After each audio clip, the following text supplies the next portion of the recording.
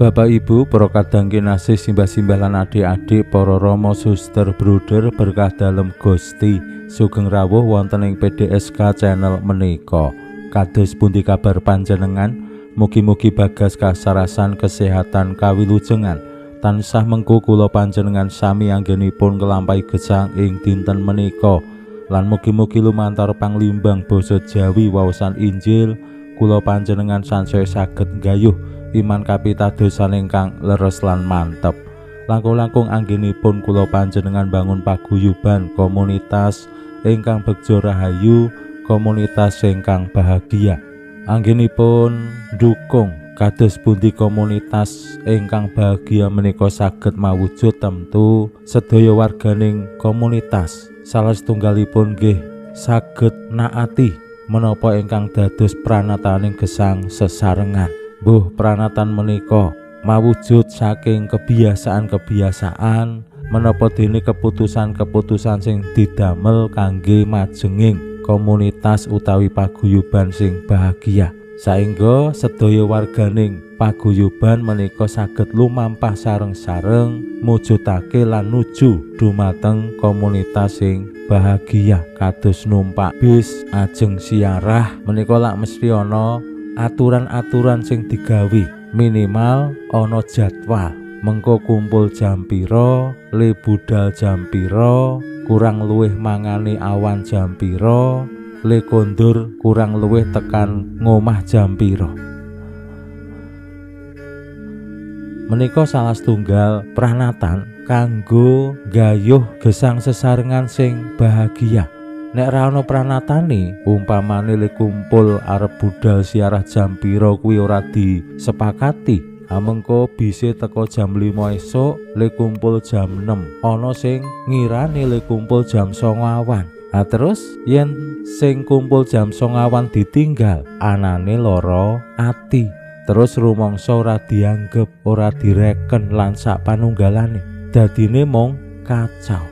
Mila wonten ing adat kebiasaan menapa dene wonten ing gesang sesarengan mesti ana sing jenenge pranatan kanggo nuntun urip bebarengan.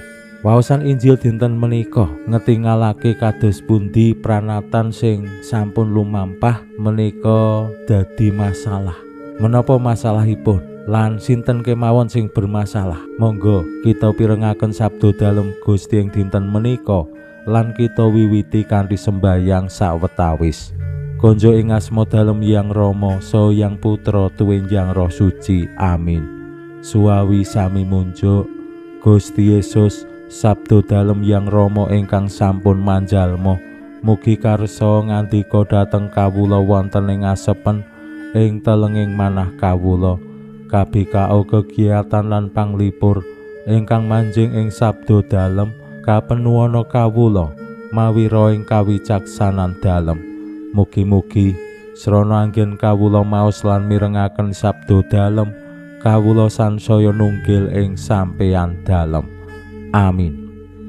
Waosan Injil kapetik saking Injil Matius bab 12 ayat 1 ngantos dumugi 8.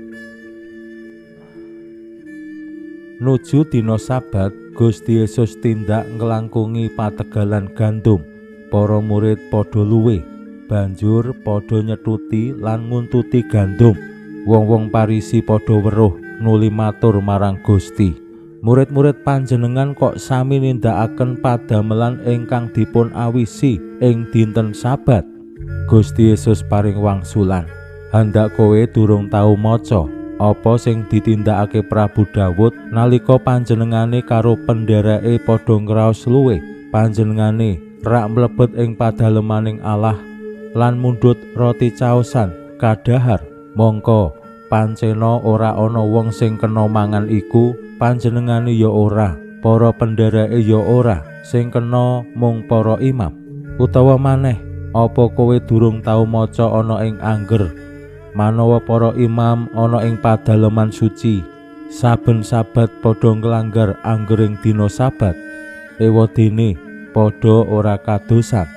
Nanging aku kandha mangkene. Ing kene ana sing luwih agung tinimbang padaleman suci. Saumpama kowe mangertia apa maksude, aku ngersakake welas asih dudu kurban, mestine wong sing ora salah iki ya ora kok luputake, awit putraning manungsa iku ya pangeraning dina sabat. Makaten sabda dalem Gusti.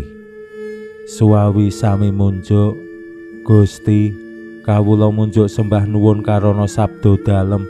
Sabda dalem dadosa obor ingkang madangi margining gesang kawula. Katuntuna kawula sageta sabda dalem menika numusi manah ngantos tansah ngrembaka kangge nggayuh gesang ing suwarga. Amin. Bapak Ibu para kadang kinasih simbah-simbah lan adik-adik, waosan Injil nyariosaken tiang-tiang Parisi ngomentari murid-murid dalam Gusti lan laporan dumateng Gusti Yesus bilih murid-murid dalam Gusti menika nglanggar awisane dina sabat, nglanggar pranatan dina sabat. Injih menika nyetuti lan nguntuti gandum, ngopek gandum neng pinggir dalan sing diliwati. Nah menika ing dina sabat boten pareng tumraping pranatan sabat, saengga dados perkawis tumraping tiang-tiang Parisi.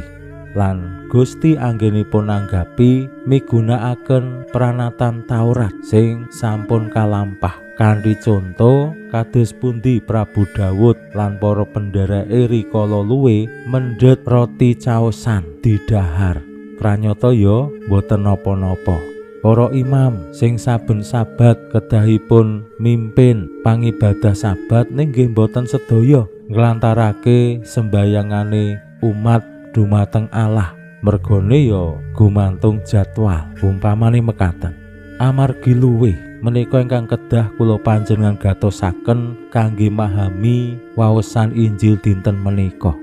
Pancen yen kula panjenengan limbang-limbang nanggapi utawi mereaksi pranatan wonten macem-macem tiang nggih. Wonten sing kasebut tiang legalis menika sing saklek menggaing pranatan kaku. Pranatane apa unine kepriye ya kudu ditindakake mangkono.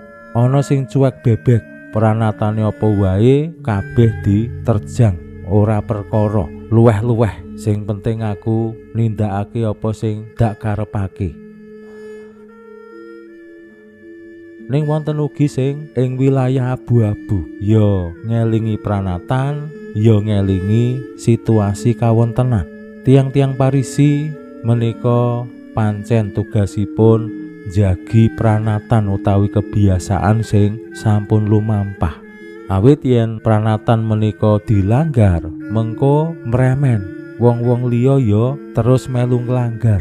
Nah, Gusti Yesus ngajak supados tiang-tiang Parisi menika mangertosi kawontenan. Pancen pranatan menika penting.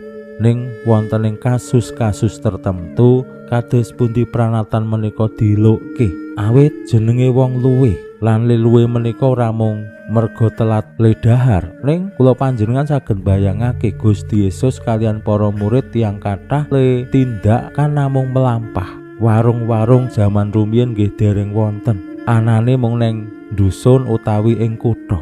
Lan jarak antawisipun padusunan setunggalan-setunggalipun boten kados zamane awake dhewe sakmenika.